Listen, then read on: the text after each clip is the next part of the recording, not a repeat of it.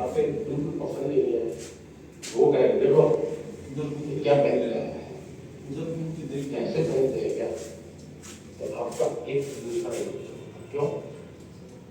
जो अपना है वो कहता है तो आप उसको पॉजिटिव लेते हैं इंसान से, लेकिन जो आपको पसंद नहीं है वो वही कह रहा है, लेकिन आपको गुस्सा आता है। कुछ होता है मेरी मर्जी, ऐसा ही होता है।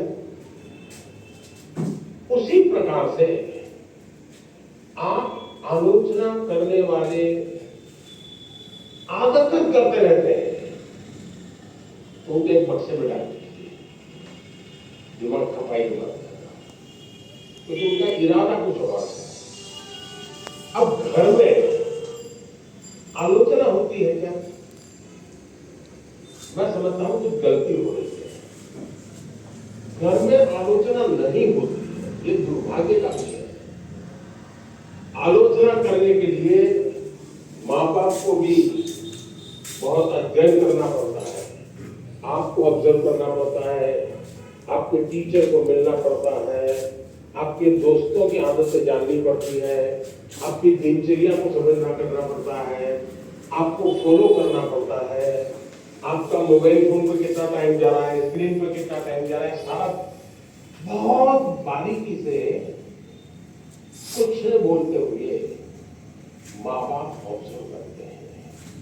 फिर कभी आप किस अच्छे मूड में होते हैं वो देखते हैं, और जब अच्छे मूड में होते हैं, अकेले होते हैं, तब प्यार से वो कहते हैं आप देख बेटे ये तो इतनी क्षमता है, इतना सामर्थ्य है, लेकिन हमको जाने, तो वो सही जगह पे वो रजिस्टर होता है। वो आलोचना काम आती है, लेकिन आजकल माँ बाप को टाइम नहीं है। वो आलोचना नहीं करते, टोका टोकी करते हैं, और जो गुस्सा आपको आता है ना वो टोका टोकी आता है। कुछ भी करो,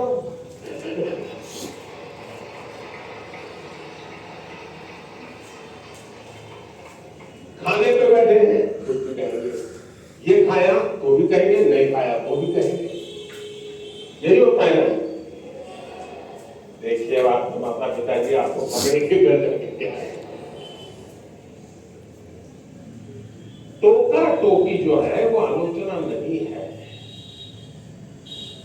अब माँ बाप से मैं आग्रह करूंगा कि कृपा करके आप अपने बच्चों की भलाई के लिए ये टोका टोकी के चक्कर से बाहर निकलिए।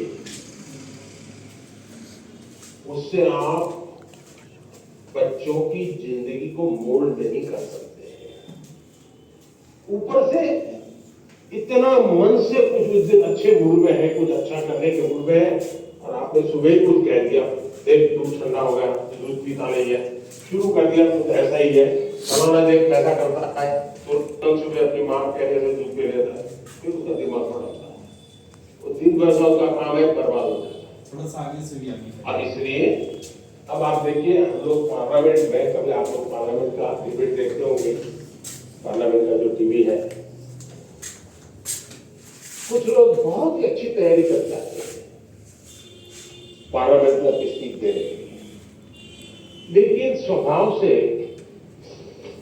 जो सामने विपक्ष के लोग होते हैं वो आपकी साइकोलॉजी जानते हैं, तो कुछ में ऐसे कोई टिप्पणी कर देते बैठे बैठे, और उसको मालूम है कि टिप्पणी ऐसी है कि वो रिएक्ट करेगा ही करेगा।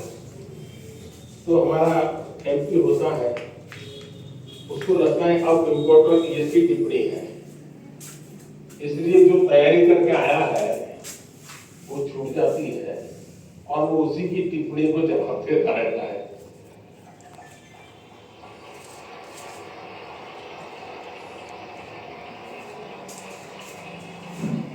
और अपना पूरी बर्बादी कर देता है। और अगर टिप्पणी है हंसी मजाक में, बॉल खेल लिया, छुट्टी कर दी, दूसरी जगह पर अपने विषय पे चला जाता है, उसको फोकस एक्टिविटी का परिणाम मिलता है। और इसलिए हमें अपना फोकस छोड़ना नहीं चाहिए। दूसरी बात है, देखिए आलोचना करने के लिए बहुत मेहनत करनी पड़ती है।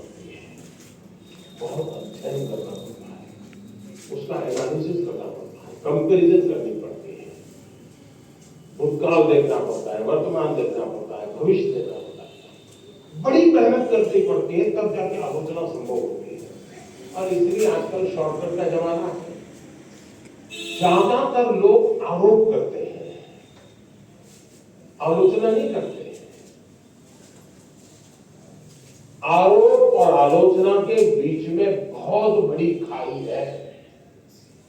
हम आरोपों को आलोचना न समझे। आलोचना तो एक प्रकार से वो न्यूट्रिएंट है जो हमें समृद्ध करता है। आरोप वो चीजें हैं जिसको हमने आरोप लगाने वालों को गंभीरता से लेने की जरूरत नहीं है, समय बर्बाद की जरूरत नहीं है। लेकिन आलोचना को कभी लाइट नहीं लेना चाहिए। आलोचना को हमेशा मूल्यवान समझना चाहिए। वो हमारी जिंदगी को बनाने के लिए बहुत काम आती है।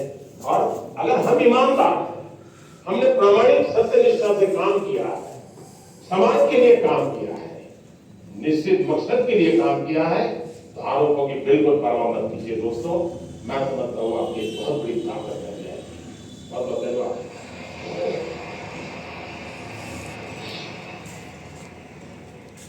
माननीय प्रधानमंत्री जी, आपकी